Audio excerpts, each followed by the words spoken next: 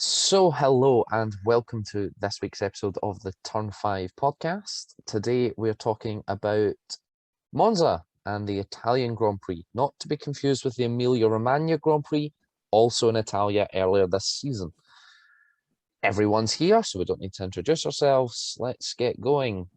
One sentence race review, please, Ben. Well, for me, it was very emotional. Okay. Alex? The Netflix dream again. Nia? I wish I wasn't at work to watch it because it would have been amazing. Ben? Ben? No, we've done Ben. Richard? I mean, it's the dream. First 1-2 of the season, boy. Only. Let's be honest. It's going to be the only one. Right. I haven't seen a Mercedes 1-2 yet. And I'm going with the crash again. I didn't know They that. did. Really? Really? Wow. It's not like I've seen that all over Twitter, Exactly. all over F1's social media You pages. went Mazepin and Schumacher with that, didn't you? Oh my god. Oh, definitely. Yeah. Shall we get straight into it then and talk about that crash? Because that's what sort of set up the race result to allow for the McLaren 1-2 was taking out the two fastest cars on the grid. I still think Danny Rick would have won it, even if they hadn't come together. There wouldn't have been a 1-2 though. No, it wouldn't have been a 1-2, No. but I still think Danny would have won. I I think think it's it probably possible would have been a could 1-3. Hmm. So, Ben, first impressions of the incident. I'll tell you, it's so hit and miss. Like, one side you can easily blame Lewis, be like, you didn't give any space.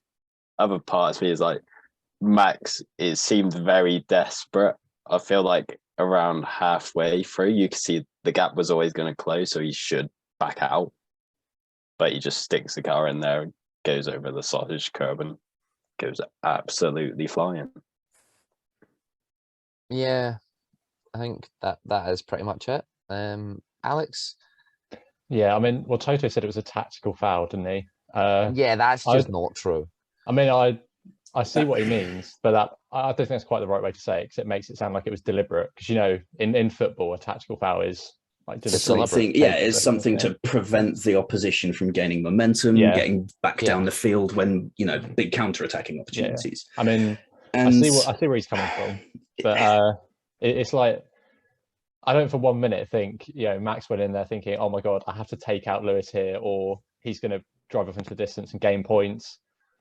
And obviously, with the whole situation of Max is probably going to take his engine penalty at Sochi, isn't he? So it's not going to make a difference anyway. But I think the best way of putting it is the championship situation and the race situation played a part in the crash, if you see what I mean. So, I mean, obviously, Max was never alongside, was he? And he was never fully alongside. That's the key thing. So, and I think obviously the obvious comparisons to the situations where it's been the roles reversed, Max has not given Hamilton any room. The ones lap one, Hamilton was actually fully alongside. The same with the one at Imola, and Lewis, was wise enough to back out. It seems to be the case with Max now that, I mean, it's yield or will crash, isn't it? I think that's. I did watch the turn one incident back again, and watching the onboards, they both break at pretty much exactly the same meter. And I think they've both taken too much speed into that chicane. Obviously, Lewis is trying to sweep around the outside of the first half of it so that he can, poke his nose in front for the second half. But equally, Max has taken too much speed in and is therefore drifting out wide. So I feel like... And then, obviously, because Max started drifting, Lewis has snatched a front brake and therefore bailed out. So, it's... Again, that's a lap one incident, and it's all this kind of malarkey and racing and all the whole, we don't give penalties for lap one incidents that you hear. And it's just the two major bits that annoy me and I'm going to say it. If you genuinely believe what the next thing I say is to be true, you're an idiot. Because I have seen multiple people online say that Max attempted to kill Lewis. What is going through your brain other than avoid? Because no driver goes out onto a circuit with the mindset of eliminating the opposition through any means. It was just an unfortunate accident with the sausage curb. If that sausage curb hadn't been there, his car wouldn't have been launched and therefore wouldn't have ended up on top of Lewis's. They'd have still crashed, but Max wouldn't be on top of Lewis's car. So the whole, he's tried to kill him is utter nonsense. Like, if you're going to say that, then Lewis tried to kill Max at Silverstone. I think for some of the people on social media, that is the sort of counter that they're coming back at. Everyone was screaming foul, like, oh, Lewis should be banned for 12 races, and he attempted to murder Max around Copse Corner. No, he didn't. It was a daft move, and it was half-assed, and that's exactly the same as this. Yeah, it was a daft move, and it was half-assed. He should have realised that he wasn't going to make that. Now, don't get me wrong. The whole he did, he had a bit of space on the outside, and you think, okay, fair enough, try it. But then Hamilton's closed the door, so bail out. Given that Hamilton has just come out of the pits, my personal belief is that Max should have waited for De La Rogia after Curva Grande and then sent it into there, because we saw Lewis get past Lando there. His tyres aren't going to be as hot as Max's. They're not going to be in that window yet. Or even Ascari. You've got the DRS zone on the run down to Ascari. Yeah. So I'm just thinking, because he'll have a probably better momentum because Lewis has taken a compromised line through the first chicane. He was incredibly impatient. There was no need to send it there. Yeah. The other bit that annoys me is the interview with Toto Wolff, where he called it a tactical foul. And by calling it a tactical foul, you are, in essence, bringing into repute the other driver's reputation, which is exactly what they had a massive go at Red Bull about after the Silverstone incident. You can't have it both ways. So, I think if you're not going to accept it from Red Bull, you can't be dishing it out. So hit them up with an apology, mate. A lot of people have tried, drawn the comparisons with Silverstone, obviously, haven't they? And while it's very different incidents. You can't compare the incidents, but it's probably a case of Hamilton was slightly more at fault at Silverstone, was a little bit desperate, and the roles, vice versa. Yeah. At Monza, but obviously, there's people that are comparing a 10-second time penalty to a 3-place grid drop. A 10-second time penalty is actually more severe in the FIA's book than a 3-place grid drop. A 3-place grid drop is the equivalent of a 5-second time penalty. 3-place grid drop is what, 12 meters? Yeah. Well, a 3-place grid drop will be deemed irrelevant anyway, because Red Bull they're just trying to take all their engine penalties. Yeah. But what I mean is, if both of them hadn't retired, Max would have got a 5-second time penalty. Yeah. It's just because he retired, he got a 3-place grid drop. If Lewis had have retired at Silverstone, he'd have got a 5-place grid penalty, not a 3, because he was more at fault. You've got to take social media with a pinch of salt anyway. Mate, some of the arguments in both incidents we've seen, like, you see stupid arguments, don't you? And I've given up looking at some of it now. Yeah, the only bit of social media I'm looking at is a certain papaya team, because that is some wholesome content. Unbox would be a good one this week. But maybe Unleashed. But then maybe both teams could have handled it better, like you said. They're both kind of made some accusations. It's the Spider-Man meme of You could argue maybe. I think there's a little bit of a difference. Toto said it immediately after the race in sort of a heat of the moment thing for the team principals, whereas Red Bull kept going for like 2 weeks. I mean, there's the only slight difference. I don't see Mercedes putting in a protest to try and make the. We haven't seen it yet. More There's still severe. Time. I generally don't see it. No, because they'll try and take the moral high ground now that Toto's come out with tactical foul. No, like, yeah, I get it. The way Red Bull went about it was wrong and just a bit daft. I mean, you even heard it on the FIA radio at Silverstone of they were really unhappy with that incident. So, and given that, that was lap 26? 26, yeah. That's half race distance. He'll have still had 45 minutes to calm down. And he's got another driver on the podium. So it's not exactly an instantaneous thing, is it? Yeah, I know. I'm not saying that that's any better. I'm just saying that Toto should know better. No, Toto definitely shouldn't have called it a tactical foul because it just frankly wasn't. No driver, apart from one in the Formula 2 grid, sets out to take out a car on track. Or maybe in certain title deciders. Years ago, but, historical ones, yeah. But that's the thing. Damon Hill as well weighing in, saying that he's done it on purpose. Like, no, mate, this isn't Schumacher. Yeah, this isn't Ayrton Senna. This isn't anyone else of years gone that once took out their opponent and managed to secure themselves the victory. Because all of those were in like the final round of the competition. Yeah, we've still got 8 races left. There's a 5-point difference. Yeah, I do agree with it was said earlier on, though. There does appear to be an element of yield or be crashed into. Barcelona, if Lewis didn't yield, they were both in the fence. Imola, if Lewis didn't really pull out, they were both in the fence. I still feel like Imola is more condition based than anything. Lap 1 in Monza, if Lewis didn't back out, they were both in the fence. There's definitely a hint of, I don't know whether it's just his driving style or what, but Max seems to take the view of, I deserve this track room. This is my track. Get out of the way. Yeah, rather than let's race. It's very rich coming from him, isn't it? Talking about, that's he what didn't leave the space. Imagine the meltdown if it was Alonso. All of the time you have to leave the space. The internet would just implode on itself. It's like, heck, you look back to Barcelona, Christian Horner turning around and be like, yeah, well done to Lewis for avoiding an accident.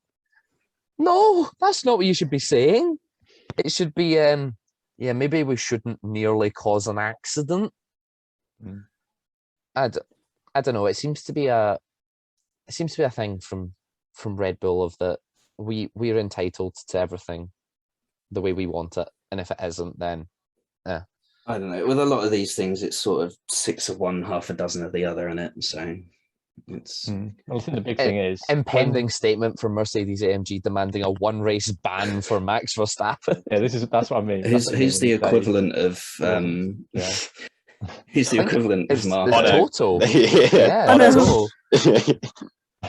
Bono demands race ban. Well, I think what Toto meant when he said tactical foul is Red Bull win out from that collision, don't they? Let's be honest. Not by a lot, though. In the same way that in Silverstone, Hamilton was deemed to be slightly more at fault, hence he got the penalty, and he won out. So I think both teams won and lost this weekend.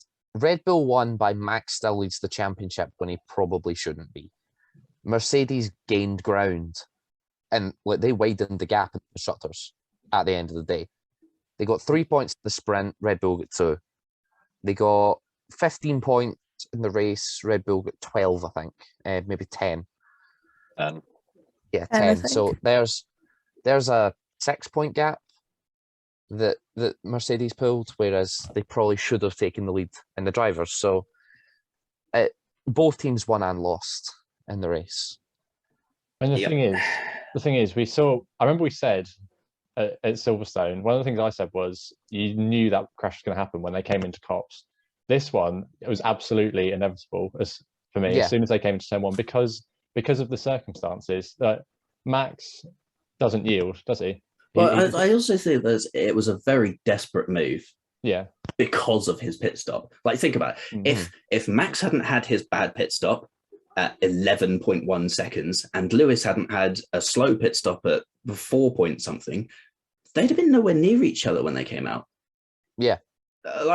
If Max had had a normal Red Bull pit stop, let's say, for example, 2.5 seconds. He's already through that chicane before Hamilton's even there. So there's a lot of things that had to happen in order for that to occur, and the move to me smacked of desperation.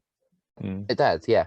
Because smacked of desperation, hothead. It reminded me of when Max pushed Valtteri off into the same chicane a couple of years ago, of a move he probably had no right making, and he just sent it and hit the car. And even if he should have been able to tell that he was never going to make the corner and just go across the curb. That's what Michael Massey said. He was like, just cut the chicane. Like, avoid the crash and just go over the bumps. Well, that's the thing. That's what Lewis would do. That's what Lewis did do in lap one. And has done many times. Yeah. That's the big thing. When Max was less alongside, repeating ourselves now, but Max was less alongside Lewis than Lewis has been in the ones where he's driven off the track. So for me, that's the difference of experience. But again, the situation, Max had nothing to lose, did he? He's leading the championship. He did have nothing to lose. But if they both DNF, it's good. Yeah, it removes 25 points for Lewis that he could have got. Yeah. Well, the points gain that he would have got. Yeah. Yeah. So that's the thing. The difference in incidents if you take a really, really cynical look at this, is that Lewis gained 26 points on Max at Silverstone. Max has gained 2 points and lost out in the constructors. Yeah. But then 9 times out of 10, Hamilton DNFs in the Silverstone crash, isn't he? 180 miles an hour. But isn't the red flag? Yeah. So, and also, like, one thing we should say as well, some of the things like, Max didn't check on Lewis, in the same way that it's the exact same as, Lewis shouldn't have celebrated at Silverstone. It's just nonsense. The thing is, when Max got out of his car, Lewis was still trying to reverse his car out from under Max's. The wheels were spinning, and not just like someone's had their foot flat on the floor, like unconscious spinning, like we've seen. I think it was Felipe Massa when he in the Hungaroring, and that was just the engine was pinned open, sort of thing. This wasn't that kind of maximum revs. This was a controlled, I'm desperately trying to get out from under here. So I think he knows he's all right at that point, given that he's still trying to carry on. I think the point that maybe got brought up there was obviously Max was all over social media saying, Lewis was inherently disrespectful for celebrating in this context, like when I was in the hospital and whatnot. And then Max's tyre bounces off of Lewis's crash helmet and he just sort of walks away. In fairness, what can you see out of your rear, your wing mirror in an F1 car? Like, I don't think he knows which part of his car has hit where. He just knows that he's on top. Yeah, and then comes across the radio with, "That's what you get." Again, he didn't cover himself in glory on Twitter, did he, Max? So I think it's just a response to maybe his attitude in previous races, and then it's sort of hypocritical almost of the way he then acted after this one. But the big thing is the halo, isn't it?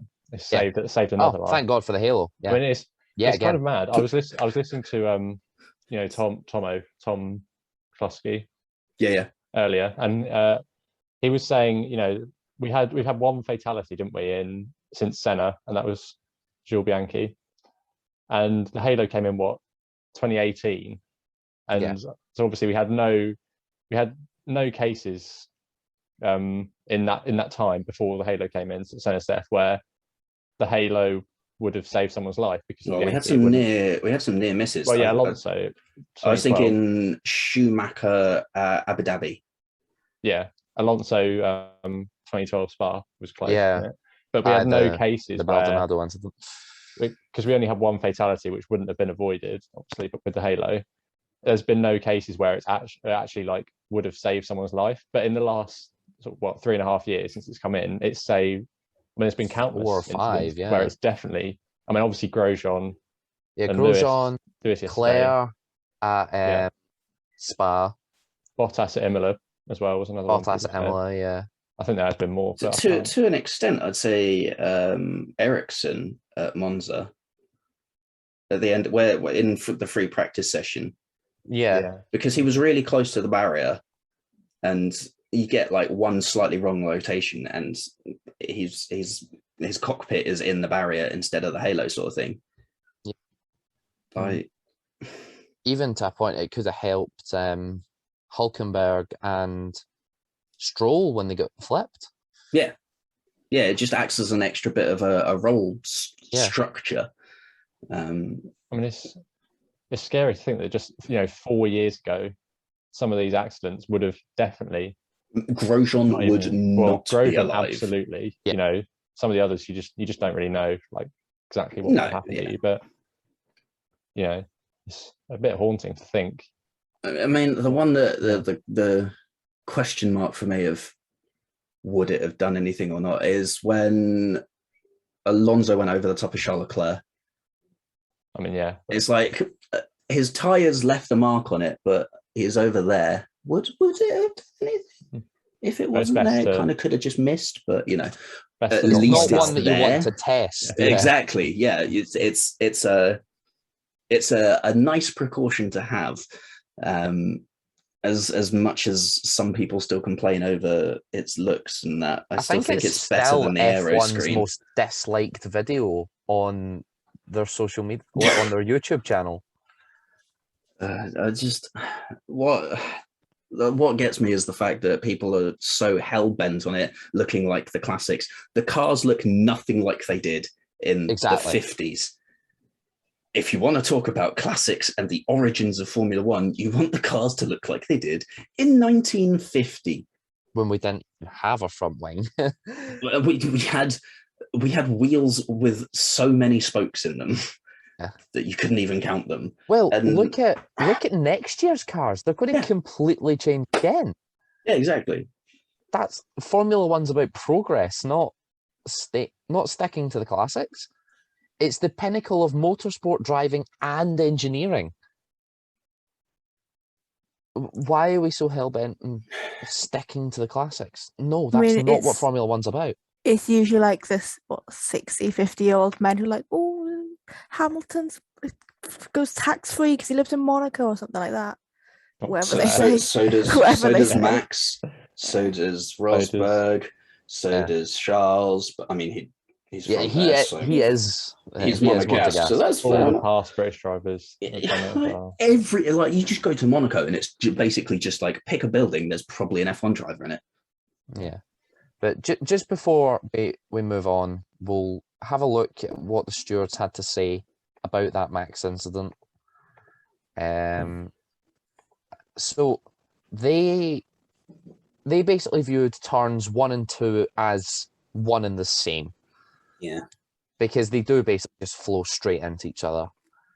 And they basically said Max should never have sent it into turn 1 to get alongside for the run to 2.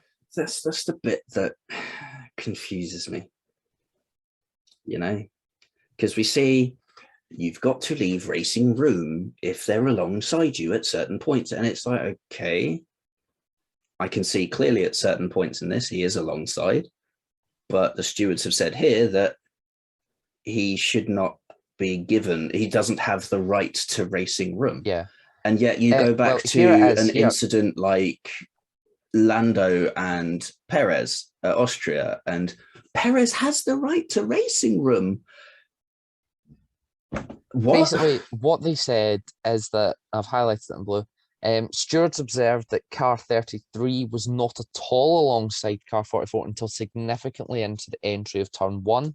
In the opinion of the stewards, this manoeuvre was attempted too late for Max to have the right to racing room. So basically, he sent it far too late.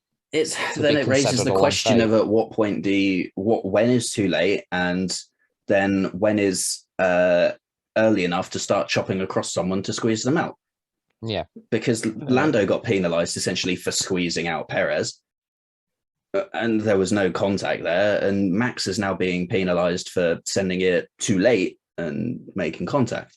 So I get that there's the whole every incident is its own and we view each incident independently sort of thing. But given that the stewards can't even come to the same conclusion for two carbon copy incidents, which we'll come on to later, it's just, it leaves me with like zero faith in the ability of the stewards. I think they are encouraging people to, effectively force someone to cut the corner and concede the position. I mean, it's not just Max, is it? We saw it. We saw it several times in that race. Even just yesterday, it happened a few times, didn't it? Yeah. And I do. Yeah, exactly. But at least the one thing I do, agree with them on is at least they're setting a precedent now of this, predominantly at fault. That's at least they've been consistent with that. And it's not often that I agree with the stewards, as you know. It's one of those ones where when was the last time that we had something like this that ended in at least one DNF that just got put down to a racing incident? Because it just doesn't seem to exist anymore.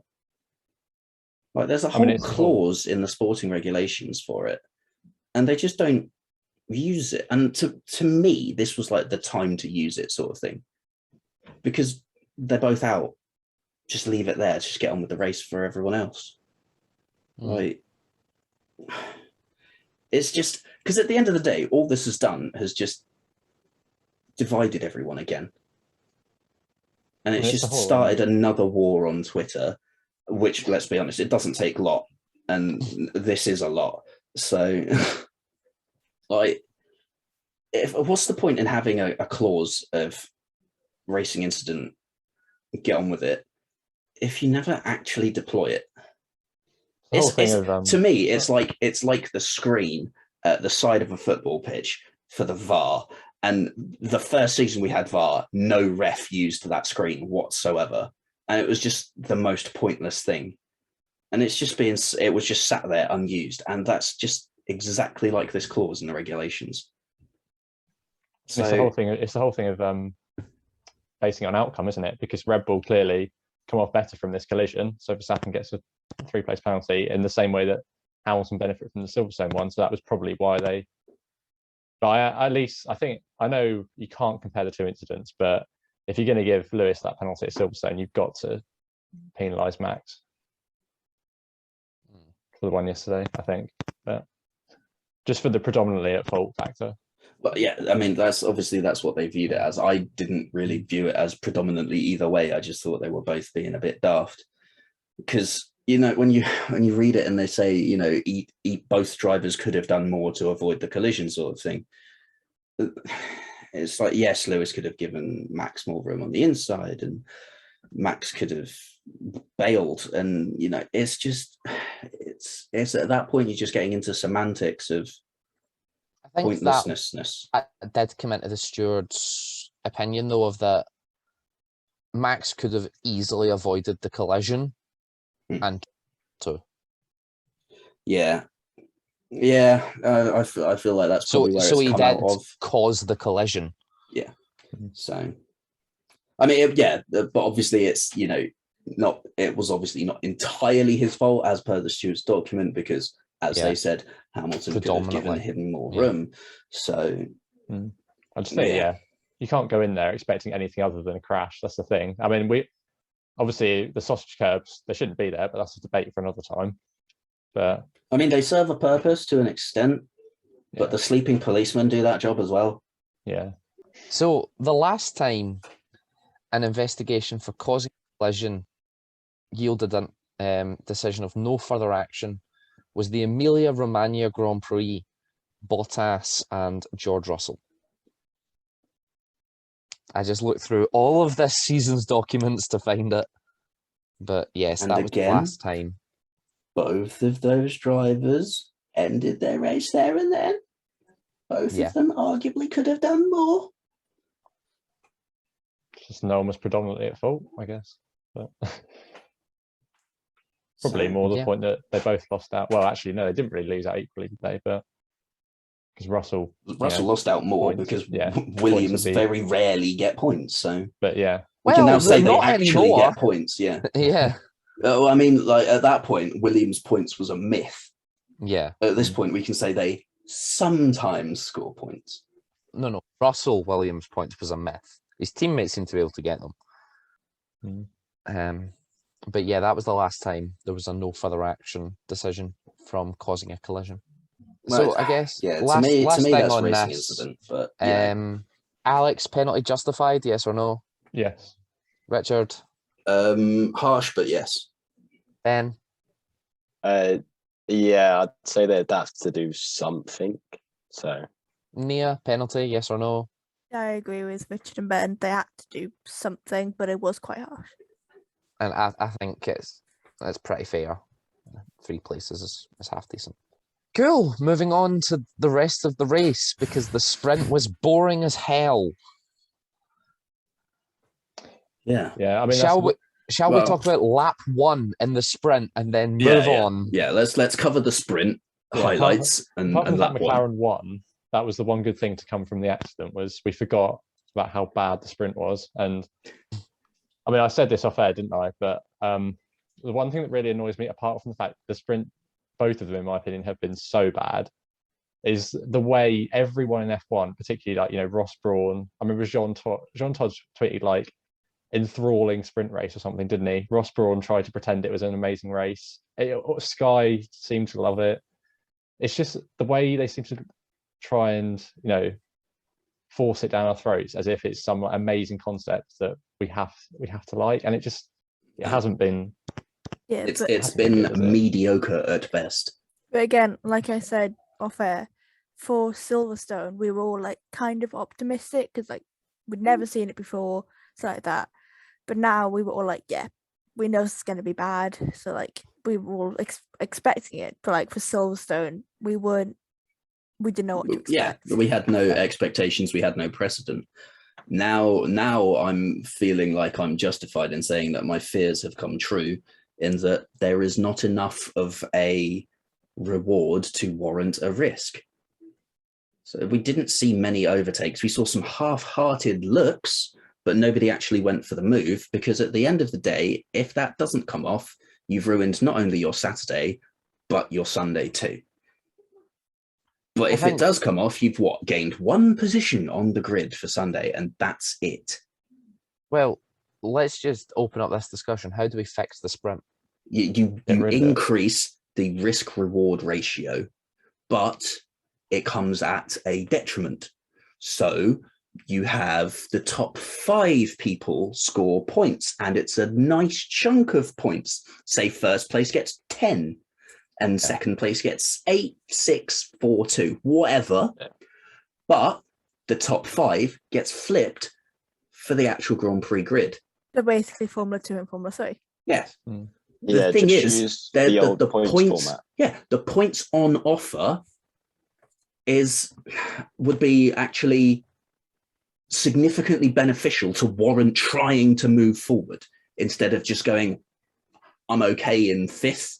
This is a good place to start tomorrow. Or even do it proper Formula 2 style. Have qualifying, set the grid for Sunday the way it's meant to, and then invert and the then top 10 flip for the those sprint. results for the sprint.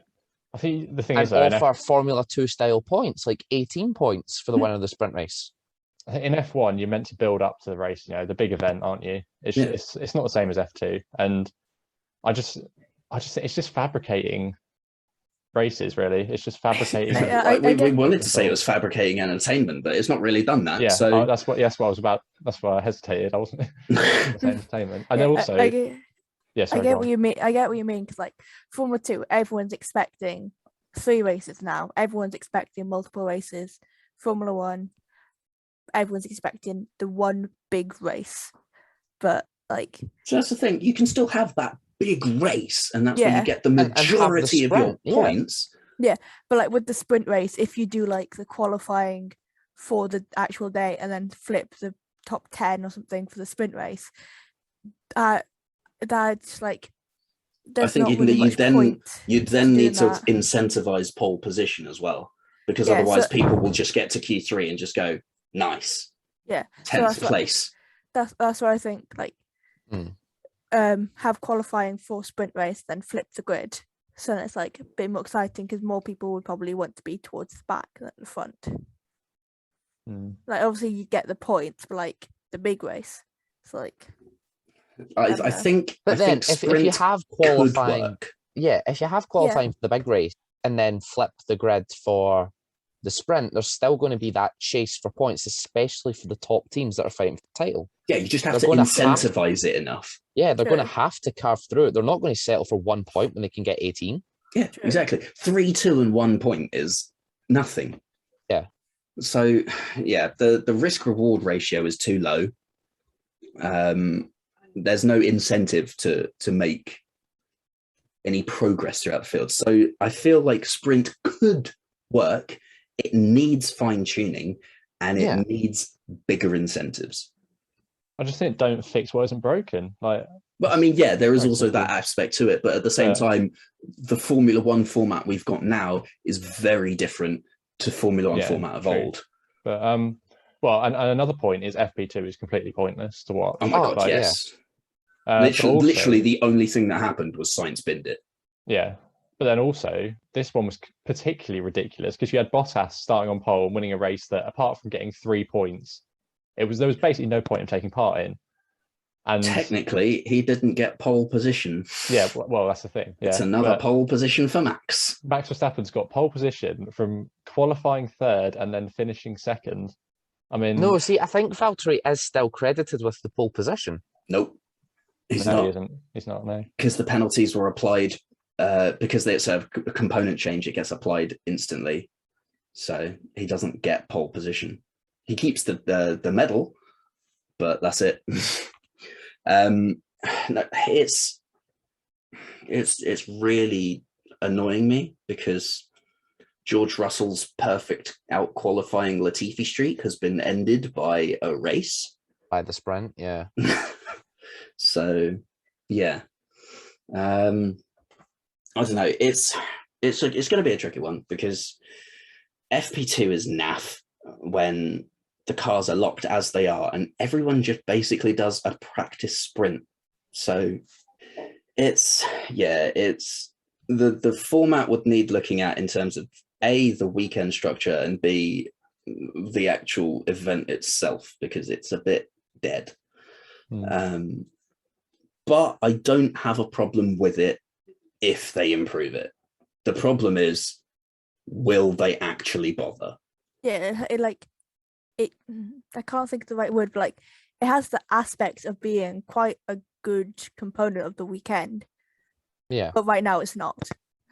It's Yeah. just a bit boring. The core concept is there. It's the fluff that needs to be refined.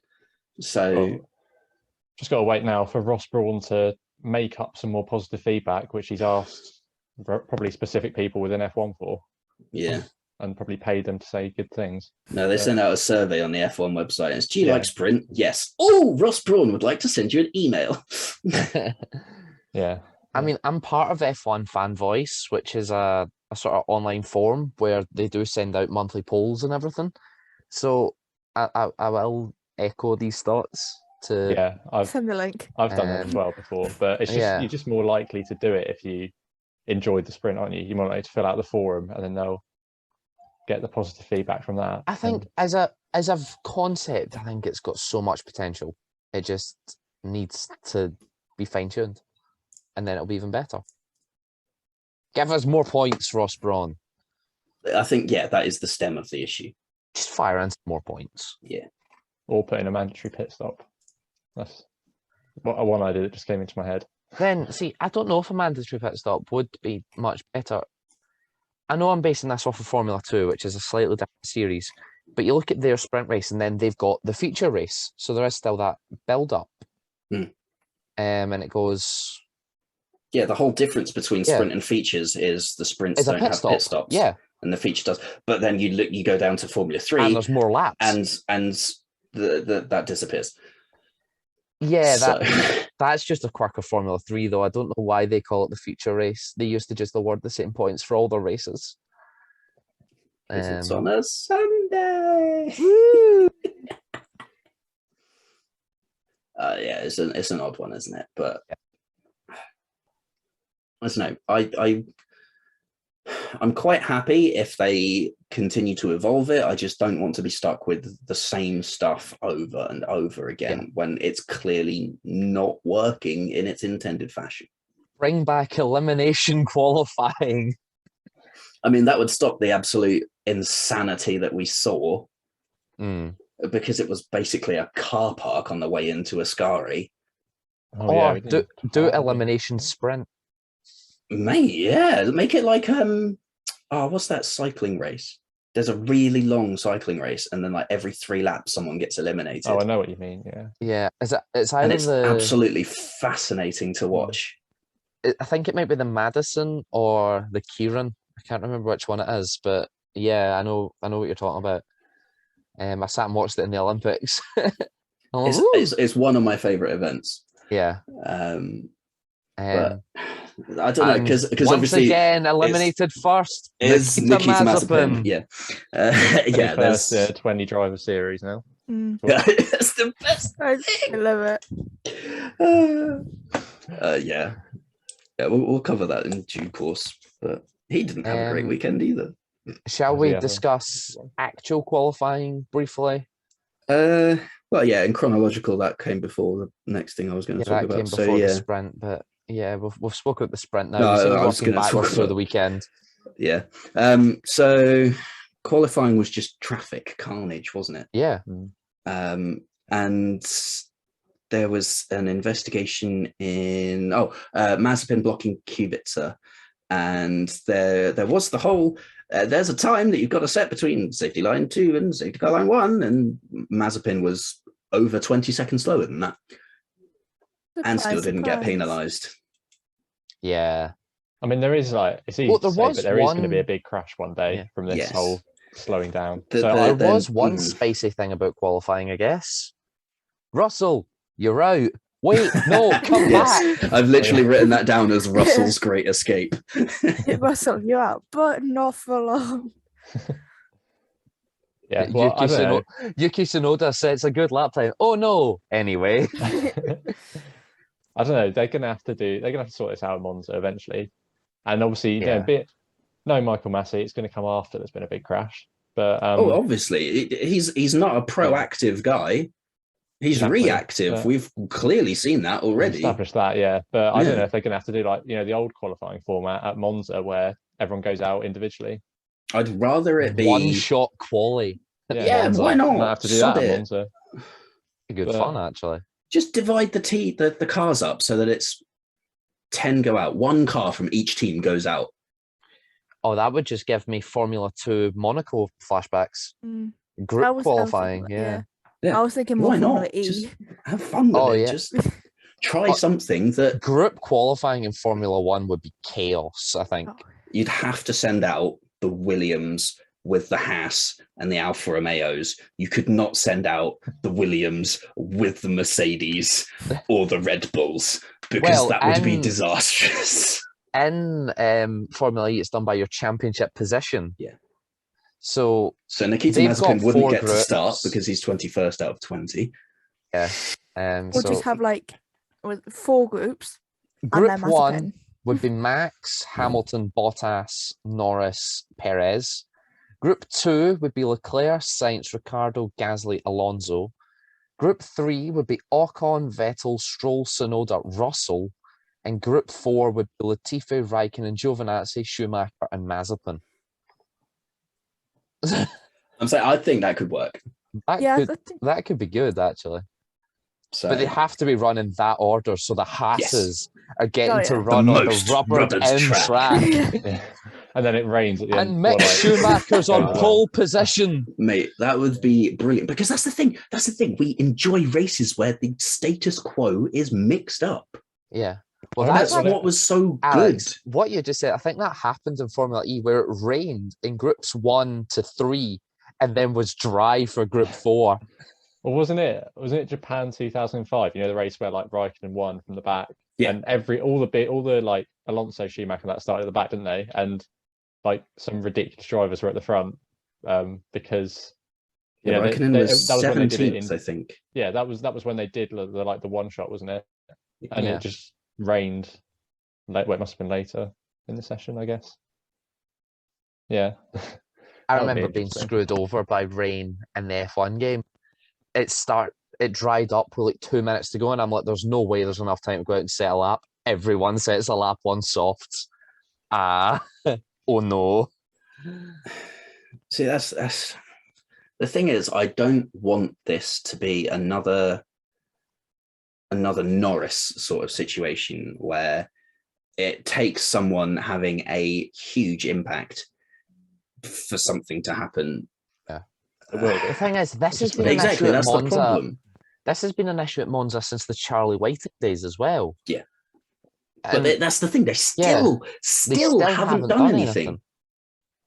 Well, the first big one was 2019, wasn't it? Where like everyone Didn't slowed make down the and no one line. made It was line. I it don't was know. Monza that created the safety car line 2 rule. Hmm. And I think that's what caused a bit of confusion for the commentators, and I still think it causes some confusion. It's between the 2 safety car lines. So they're sitting looking at their final lap time, and you're like, no, that's wrong.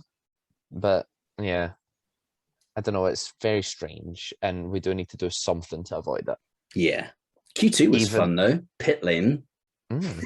Well, that was another one that could have been. That was Yeah. mental. Just like, How? oh, there's a car there. Go. How did no Now. one get a penalty for an unsafe release? I mean, how They did got no one get fined, injured but that was or it. run over? Yeah. In the pit lane. I love the Maybe- fact that both Aston Martins came out and then everyone slowed down and Alonso's like, thank you very much. And he still get penalised for it. It's just It can't, yeah. can't it be argued that it's more the team's fault because it's the mechanics that cause them out? Oh yeah, So- it is. So, So it's more the we team that need, get fined. that's the thing. We used to have a lollipop man that released them from the pit stop. We've now got a traffic light system.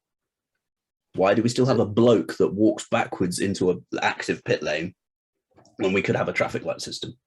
Yeah. Simple fix. It can also have an automated delay like the traffic light system for the pit stop. Look at that. Everything's safer because you don't have people stood in the middle of a pit lane. Just a thought. I say Yeah, replace the mechanics with lollipop men. Be a lot better. The FIA earned, I think, $10,000, well, euro from Q2. That's about enough to pay Yeah. back about 12 people for Spa.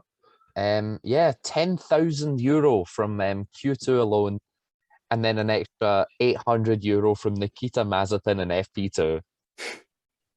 Yeah, it's all gone very quiet, hasn't it? The Spa refunds, Funny that, isn't it? but In I fairness, guess obviously, as always, the it's down to Lewis F1 Hamilton to never sort out said they were everyone's going to give problems. refunds. They No, just but they're said they looking were at it. looking at something.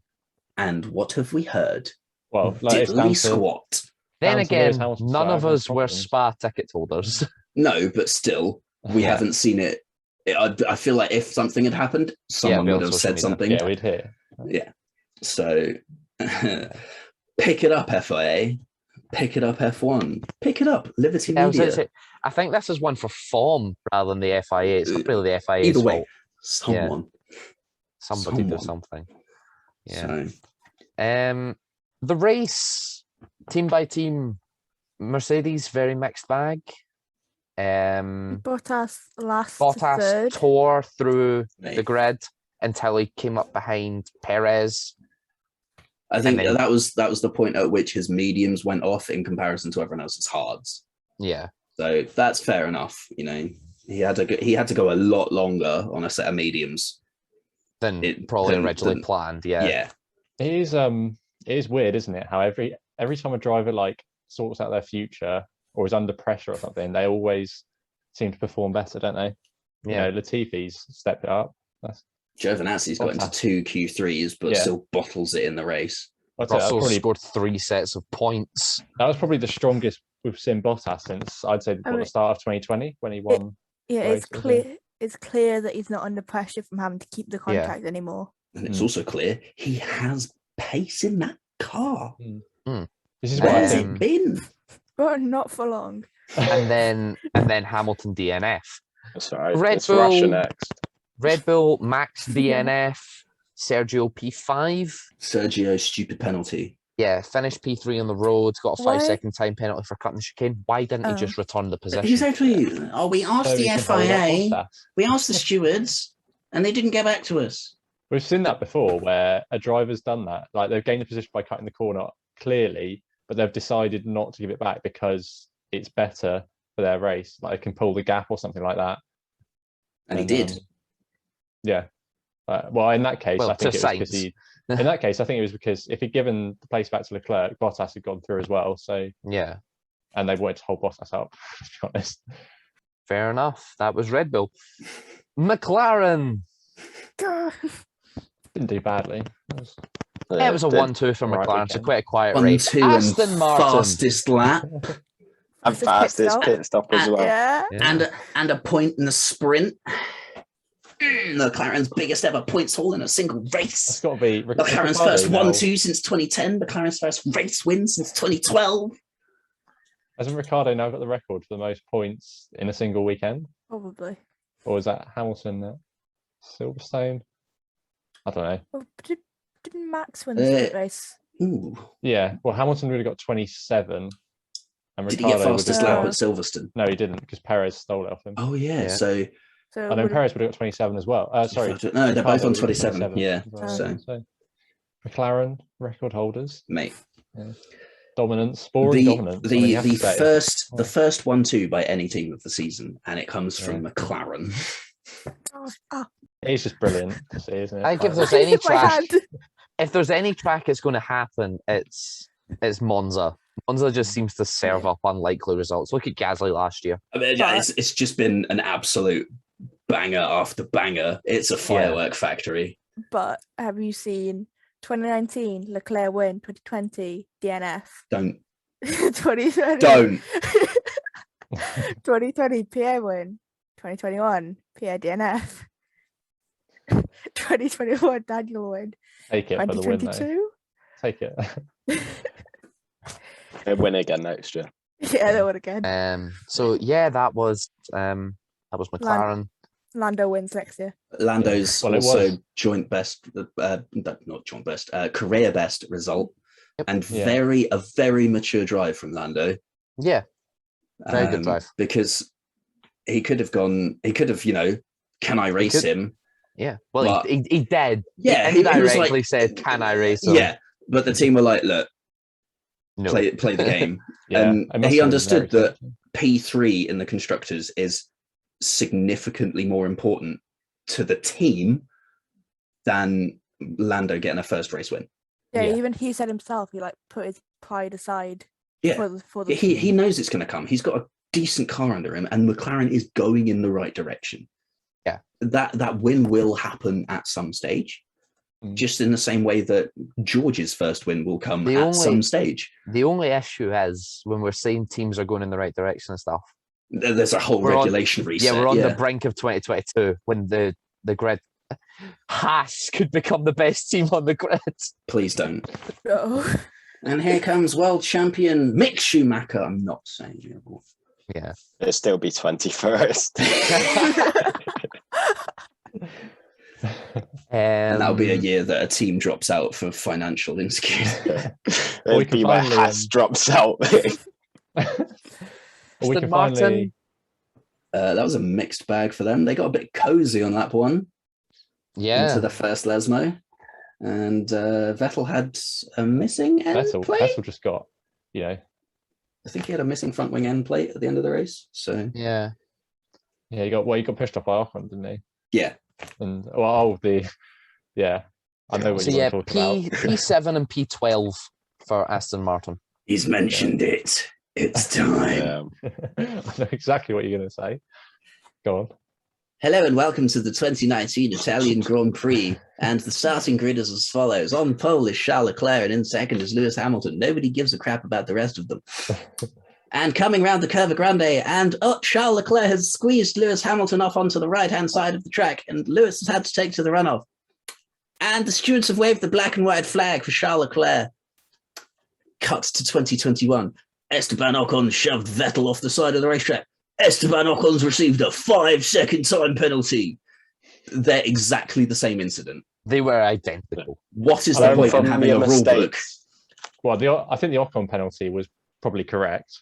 But Yeah, but I they think Yeah, should have the that's Charles avoided it to Leclerc black and white Charles. flag was wrong. yeah, exactly. Yeah, I mean, let's not try and throw conspiracies around, like Ferrari international assistance. But let's be honest. Yeah, it's not for Because our everyone international knows it's the assistance, mafia. but oh, it's everyone mafia now, isn't it? everyone knew that if the FIA penalised Charles Leclerc, they would not have left Monza. Yes, exactly. And that is why I'm saying we need a remote team. Yeah. Well, we've said that. I've said this before. We've said this before. Like, they've bottled penalties against Ferrari ever since Canada 2019 because of the absolute uproar that got. I don't know why. Yeah. They're just, yeah. Well, Charles Leclerc. I mean, we all like Charles Leclerc, but he has got away with his fair share of incidents without being penalised, hasn't he? Let's be honest. Yeah, Yeah. definitely. It's the fact that it keeps happening in terms of Ferrari getting away with things. And I think as well, it's the fact that if we're those looking at two the stewards- incidents were side by side, almost a carbon copy. Yeah. And if you can't come to the same conclusion on an identical scenario, what are you doing with your life? what I would And like to why point out haven't you come to that conclusion? is that it was different stewards. And that shouldn't make a difference. It's the same rule book. Yeah, but what I mean is different people have came to that different conclusions. But that's the thing. It shouldn't be a point of view. It should be fact of matter. Oh yeah, I think stewards bottling decisions has happened before. Look at Max Verstappen in Austria 2019 when he just went, haha, Charles, no, and then didn't get a 5-second time penalty. Like, it does happen and it shouldn't. And it took him 3 hours to say, yeah, he's not going to get a time penalty. Yeah. So, Anyway, that was Yeah. Aston Martin. Next up, Alpine. an okay weekend of sorts. I mean, Alonso scored points. Ocon probably could have scored points if he wasn't given a 5-second penalty. Ocon did score points. Oh, yeah, He got one, He was didn't he? one, yes. Yeah. Ocon scored a point. Ocon yes. probably could have been in 7th if he hadn't had his 5-second time penalty. Yeah, so it was P8 and P10 for Alpine. Hmm. Might as well have been a sprint race. That's about as many points as they got. Scuderia Ferrari. I mean, they had a troubled weekend, didn't they? And I think they- if it wasn't for their yeah, closest rivals getting 1 and 2, I think 4th and 6th. about as good as they were going to get. decent. Especially, I mean, Carlos has not had a great time of late, has he? Like 3 out of the 4 last race weekends, he's crashed on Saturday. Yeah. That's a lot of work for the However, Ferrari boys. let's a lot say of money. They did do a lot better than last year. Yes. Oh, yeah. It's significantly better than it was. However, there's still ways to go. And if other incidents hadn't occurred, they probably wouldn't have benefited from it in such a way. Because you think Charles and Sainz both made their pit stops under the safety car. I think Ferrari benefited from the 50% capacity being allowed into Monza, and Yeah, that place wasn't 'cause full. They left in one piece. Alfa Romeo, I mean, Kubica has done all right, to be fair. yeah, P14. P13, P14 for Alfa Romeo. Big missed He's- opportunity, though. Yeah. He's been in his car for 2 races. He's already overtaken Mazepin in the Constructors' Championship. Yeah, Man is a goat. I think that's about as best as Alfa Romeo could ask for. Yeah. Well, For, when they someone did that's qualify- filling in. Oh, sorry. Yeah. Yeah. So, Mm. Giovinazzi, I that think was that could be not it. a tidy lap one, was it? I think that could be it No. for him now. That was the big opportunity. Yeah. Home race, starting what, 6th, 7th? Seven. It started Seventh. 7th. And that was not great, was it? I mean, that had to be it. That had to be the race where he scored points. Yeah, And that, that could was be it now, I think. not ideal. I mean, Um, his qualifying's been unbelievable the last couple of races, but 2 back-to-back Q3 appearances. yeah, still only 1 point when, George Russell's got how many now? 14? Something insane Yeah. for a Williams. Even Latifi's chipped in with a few, and Yeah. it's just not ideal, is it? They haven't Yeah. taken their chances, whereas Williams have. Shall we talk about Williams then? P9 and P11. Points. Another 2 point. Latifi was actually very strong, and he was quite unlucky, wasn't he? With the Yeah, safety the good car? race. He was. Yeah, Latifi got unlucky with timing of the safety car. Yeah, I mean, it's another. Now his future's sorted. He's doing very well. Mm. Now he's Uh-huh. now he's off the mark after Hungary. Bit of momentum Haas? goes a long way, doesn't it? Oh, Gunter's going to smash that door because Smashed about 5 of them. Well, Gunter didn't smash the door. It was Kevin that no, smashed the door. I feel like Gunter's going to smash the smash door that Mazepin got him as a joke over Mazepin's head because that was a stupid move. Yeah. So Expect. yeah, stupid Three move from a times stupid in 4 person. races. Yeah. 3 times in 4 races they've collided, I think. And then there's Alpha Tauri, who raced for a grand total of 5 minutes 20 seconds. Yeah, a weekend to forget for them. Yeah. Unlucky, given that they had actually scored points in every race weekend until now. So One thing we've forgotten to talk about, Alex Albon back to F1 with Williams. That was this week. Oh, yeah. Yeah. Well, actually, technically, we haven't spoken about George Russell to And Mercedes. George Russell. Oh, yeah. That's small. Yeah. Let's be Oh, honest, yeah. we knew this was all going to happen. Yeah. It happened. It had Maybe happened when not we Alex. uploaded last Maybe week. not Yeah. Alex. The George but Russell move. George. I did say in last week's episode, someone said, when's it going to be announced? And I said, tomorrow morning. Yeah. And it was. So I'm just We going all to give that a knew. massive tick. Yeah, we're But not giving you points for it, surprising, though, Richard. Yeah, no, no, please. the other news was more surprising. So it was the Alpha Tauri announced that they were retaining their lineup. Williams announced their lineup, and that was it. That was 6 drivers, wasn't it? There was all Yes, 6. there's only- now only 1 seat left on the Yeah. grid. One empty seat. And it's I love the way we did say this when we did our predictions, didn't we? That there'll be something that we haven't mentioned at all that happens. And I don't think anyone said Albon to Williams. I don't think anyone said Guan Yu Zhou to Alfa Romeo. Or I think I there's- mentioned him. Yeah, I think we more mentioned about Williams, didn't we, at the Mm. time? But Hmm. it's, I mean, I it's can't remember, Zhou to be honest. or- There were so many. I think It was so a round of, well, it was just kind of pick a name, pick a seat, have a go. Now it is, there's one Yeah. seat. Mm. Well, So- I think And it's Russell's going to Mercedes is the either big one anyway. Oscar Piastri, Guan Yu Zhou, or Cal Milot. Oh, that's the thing. One It of was those a 3 drivers will get that seat. fully Australian victories on Sunday because Oscar won the F2 race. So the Australian national anthem got played twice. Yeah. In regards to Alfa Romeo, I think Callum's gonna go to IndyCar. In all honesty, like at the start of the year, we all thought he was like confirmed for that, but I think he's going to IndyCar because he's doing the next race as well. I think for a team, can't remember what team, but I think he's like guaranteed to go to IndyCar now, which is quite sad because he was there for like so long, and he would have driven 2 F1 races had he not done IndyCar Mm. or GT. I think was the first weekend. Doesn't have the money, unfortunately. No. Well, I mean, it says a lot that Oscar Piastri has not really been in any talks, in like any rumours for any seats, pretty much. When he's winning F2 at the moment, isn't he, in his rookie season? I think Which, I feel like that has everything to do with the driver academy he's signed up to Yeah. because and the there fact, is well, no progression from that. Look at Guan Yu Zhou. So he might get that seat. So, you know, I as think long as it- you can bring in be, $30 million in Chinese ad revenue, then yeah. there's But your is it seat. going to be too late by the time, assuming he's going to take Alonso's seat, and we don't want Alonso to go.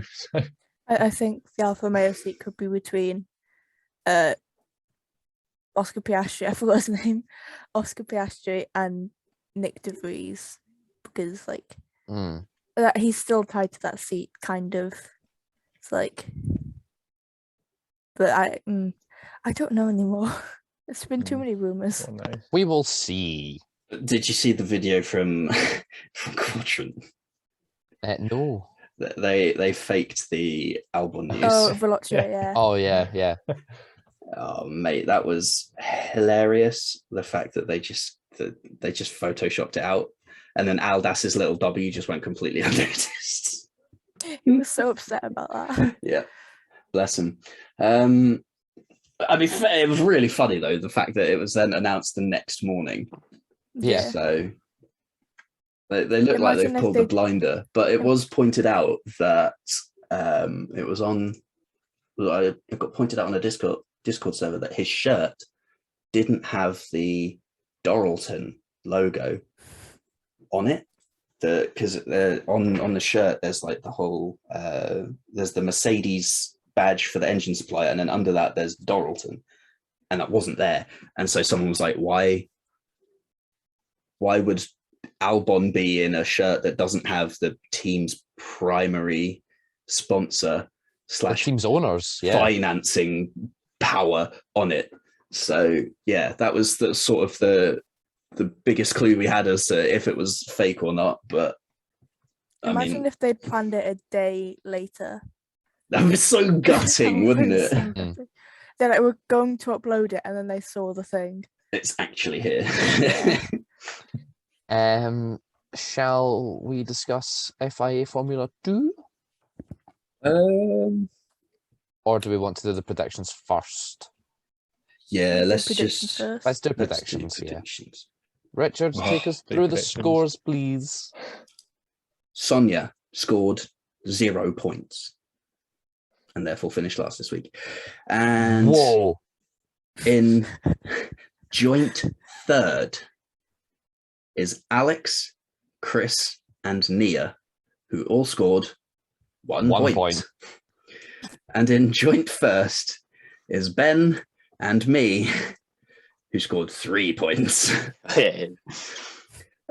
Ben, because you said Norris would finish second, and me because I said Bottas would finish third. Which If when they only announced I'd he was have went for Hamverbot. when he was taking, and they announced he was taking his grid penalties, I was very disappointed, and then he came good. So yeah, it worked out in the end. So social medias was a bit of a damp squib, shall we say. My mate Matt scored 1 point. Macazance scored 2 points for putting both Bottas and Norris on the podium. And M. Alexander got 3 points because they put Bottas and Ricciardo on the podium and Bottas for pole. And then your group chat, Rhiannon got 3 for putting Bottas third. Jamie got 0. And Elsa got 1 for Bottas pole. Great. Speed King, I don't think anyone got points. No one did. No. No, we all said Hamilton, Verstappen, or Ben said Norris, but nobody had faith in Bottas. So, yeah. Bold predictions. Alex, a Ferrari will retire with a mechanical issue. No, Didn't happen. Unless you want to count Charles Leclerc being ill in practice. that's not not mechanical. mechanical. Mechanical. That's intestinal. Yeah. And even then, he didn't retire. No, he just came in early. Ben, you said McLaren pole. Sorry, mate. No. Chris, you said there would be a red flag in the race. No. No, there wasn't. Nia, so close. Williams double points finish. You Did were I say 2.5 that one? seconds off. That's an ouch. I thought I'd said the Hamilton Verstappen clash. No, you changed it.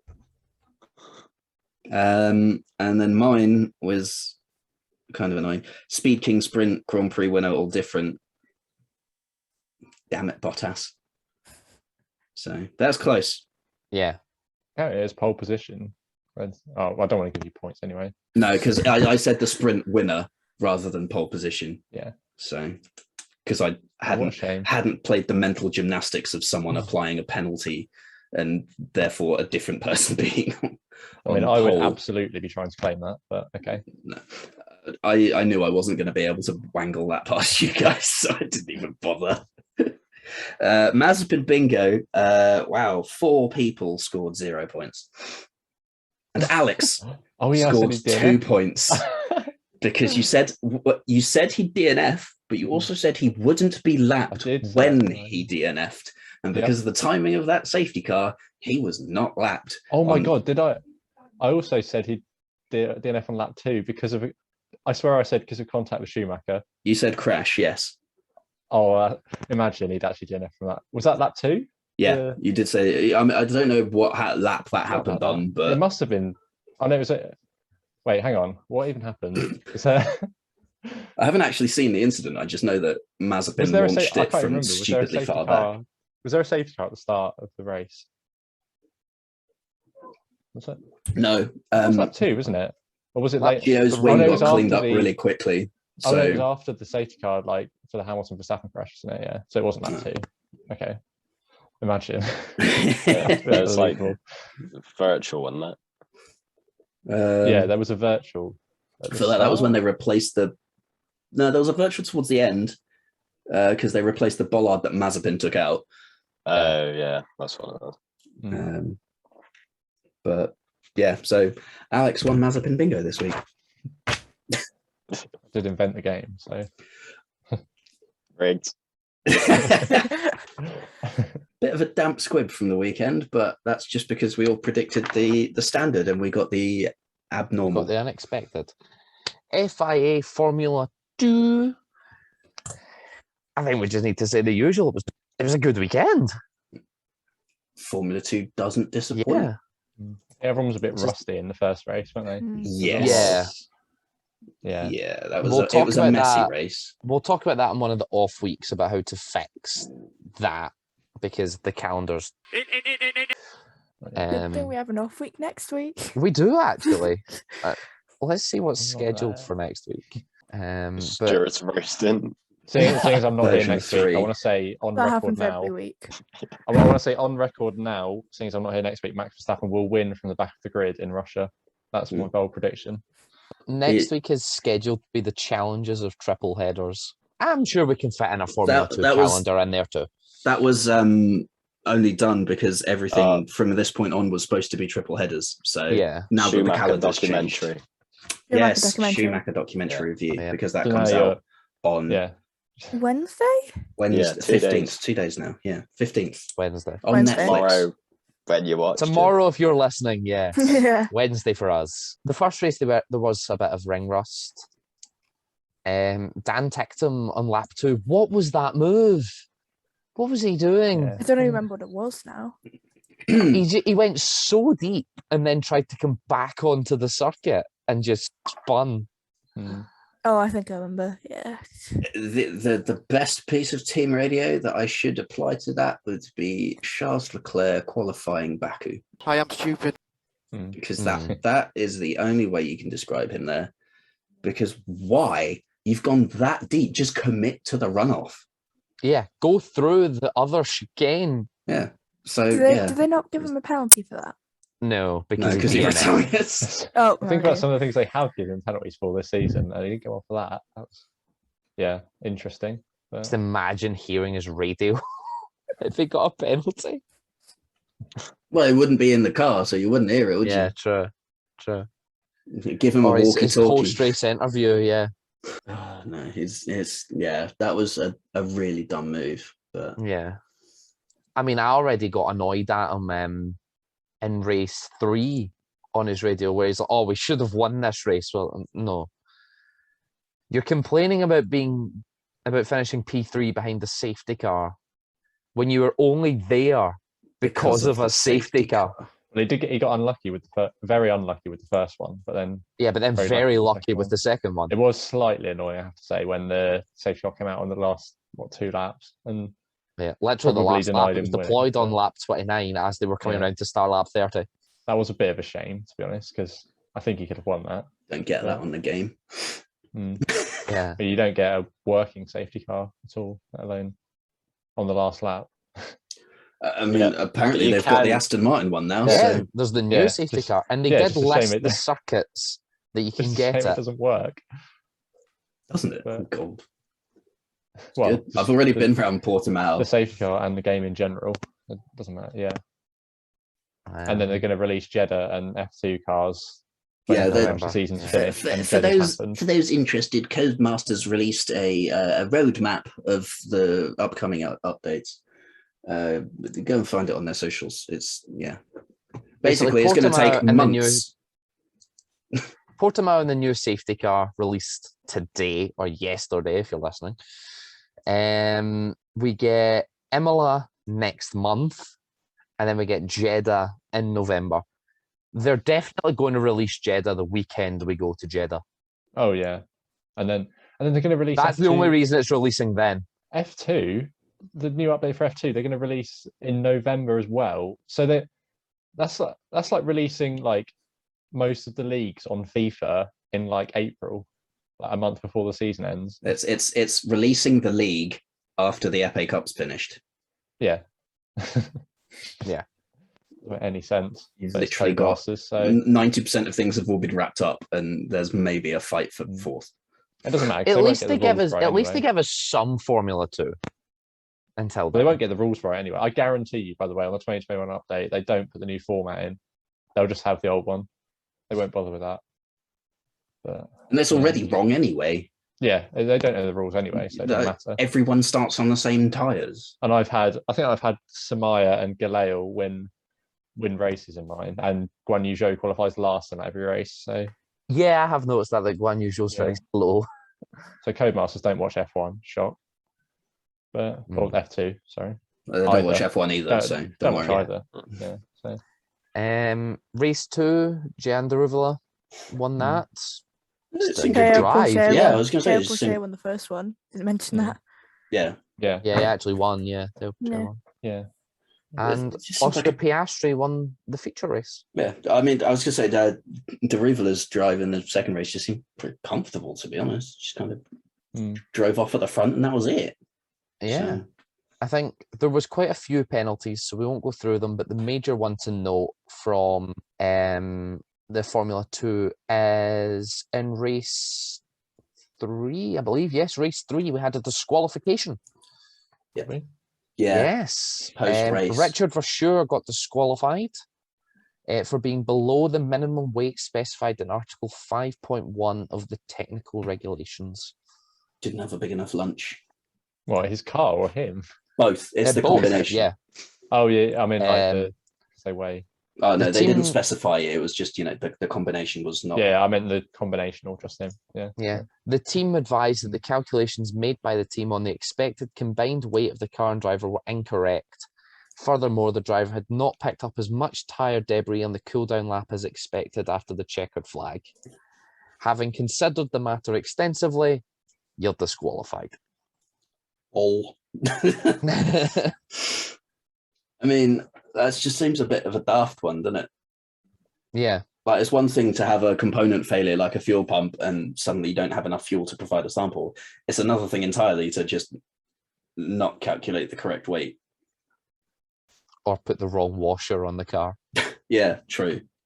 So, yeah, as much as I kind of feel sorry for him because he was, P7? I think. Yeah, I think he was round about there, yeah. Yeah, it kind of sucks in that respect, but the rules is what we have to say.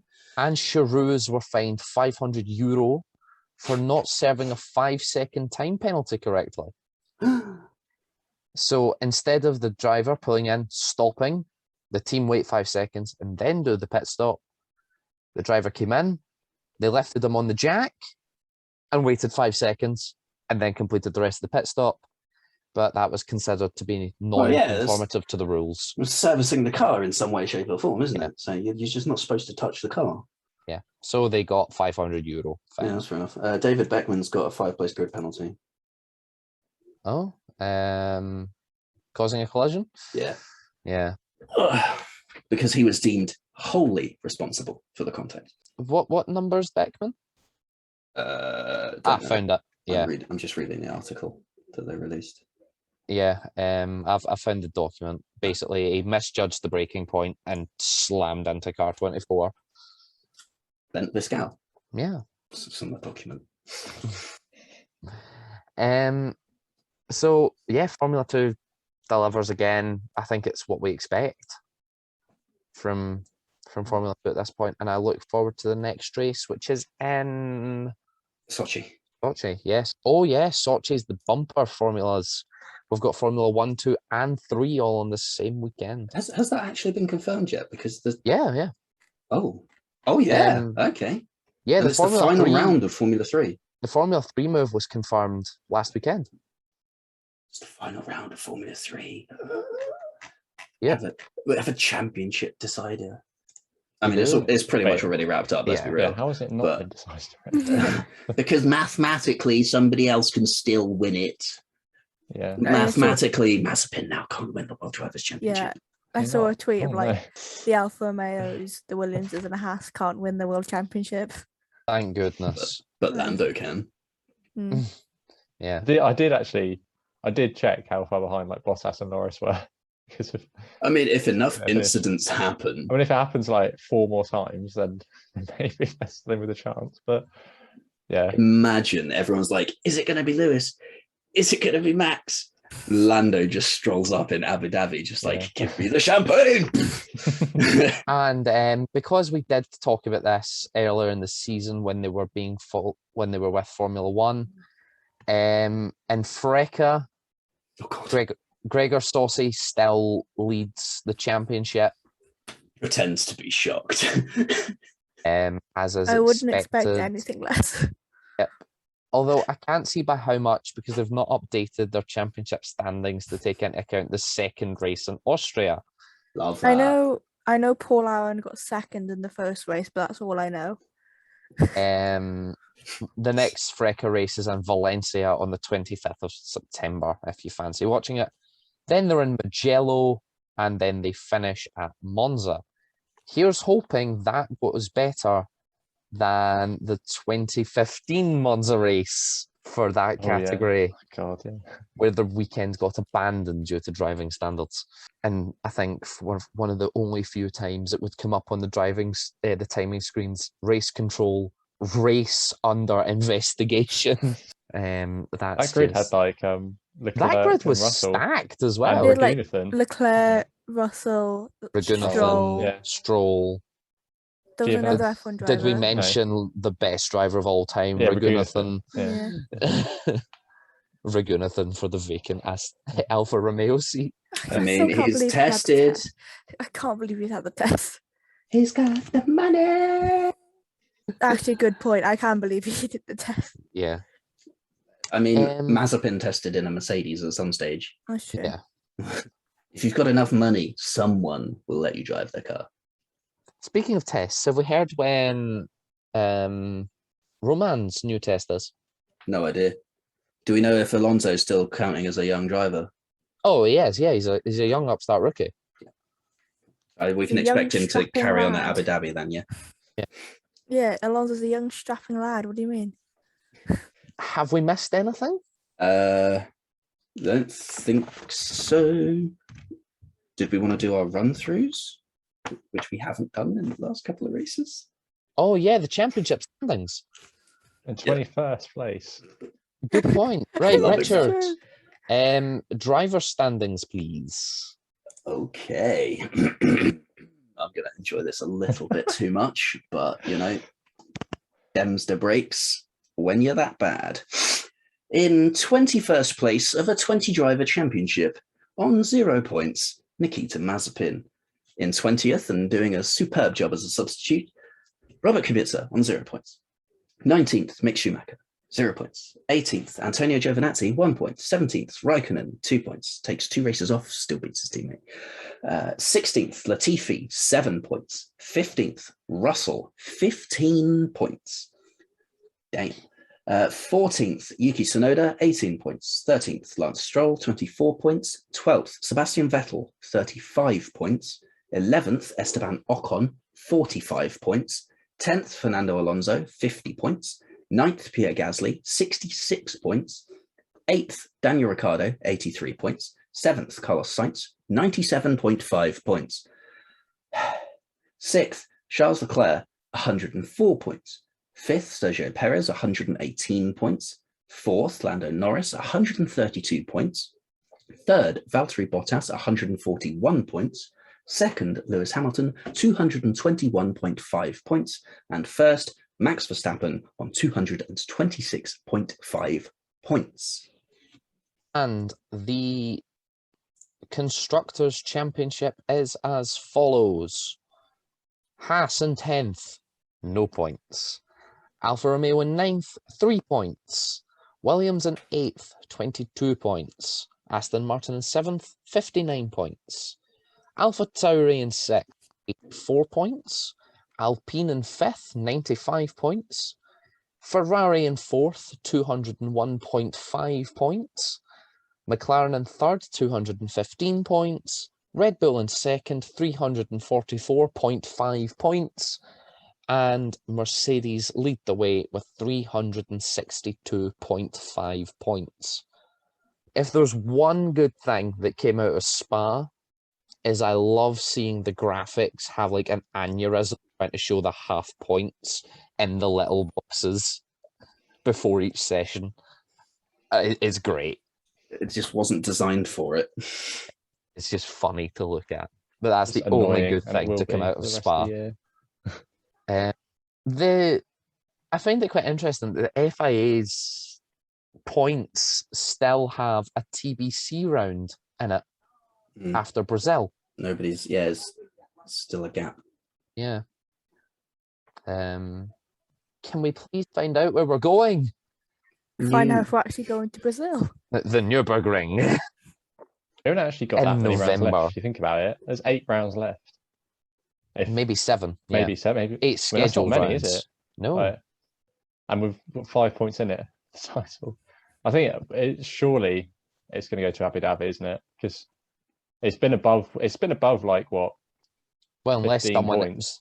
About unless once. one of them DNF. Well, was it 30 odd points going into Yeah, Britain? once it was. If Max loses the championship, he'll be the first driver ever to blow a lead that big.